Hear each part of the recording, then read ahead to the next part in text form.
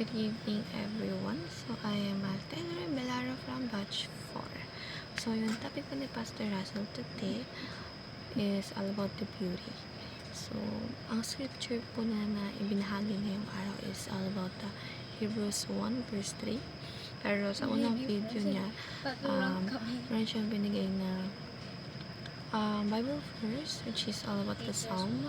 Kalimutan ko yung verse pero ang sabi doon, isa lamang ang aking hiling is yun ay manirahan sa bahay ni Kristo dahil parang walang mas ikakaganda pa yun o sa ibang bagay. So ganyan yung pagkaka-interpret ko.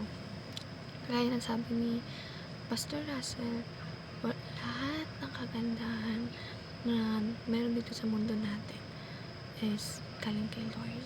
Even yung mga faces natin, since we all know na walang ginawang pangit, kahit anong anything na makaka-downgrade sa pagkatao mo, walang ginawa sa Lord ng ganung bagay.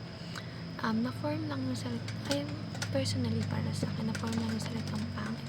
Kasi it is because tayo mismo yung gumawa or sa atin mismo yung parang alam mo yung naging thinking ng isang tao na dahil lang hindi siya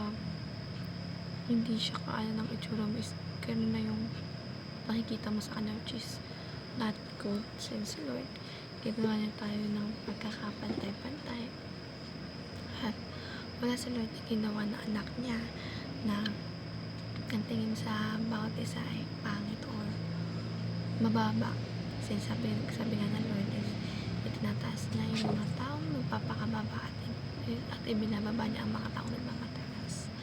So, sabi sa application ni Pastor Russell is to be Christ-like. When we say Christ-like, is mamukay tayo gaya ng Panginoong Diyos natin.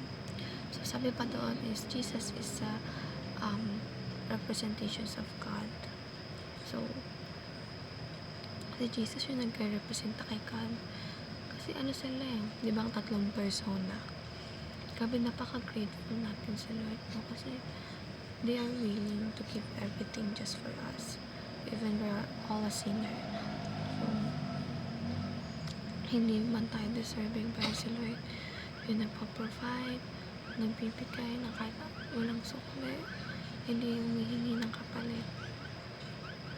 Ang galing ng Panginoon sa buhay ng bawat isa.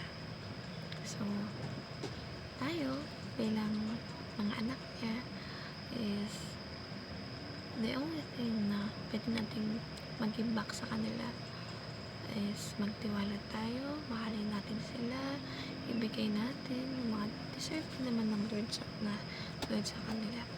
At of course, yung gusto ng Lord is to have a deeper relationship with Him. Nang sa ganun ay marami siyang maligtas dahil hindi naman gusto ng Lord na konti lang yung makakukuha niya pag naghukom na siya Hindi makakarili ang Diyos natin. Gusto niya lahat tayo kasama niya na nagsasaya sa langit at walang nagdudusa sa baba. So, tayo, habang may mga pagkakataon pa tayo, patuloy tayong mag-disciple, magbasa ng Bible, at unawain natin yung mga salita ng Lord kasi usually yun yung mga sagot sa mga tanong natin in life, sa tanong natin sa araw-araw at marami pa iba.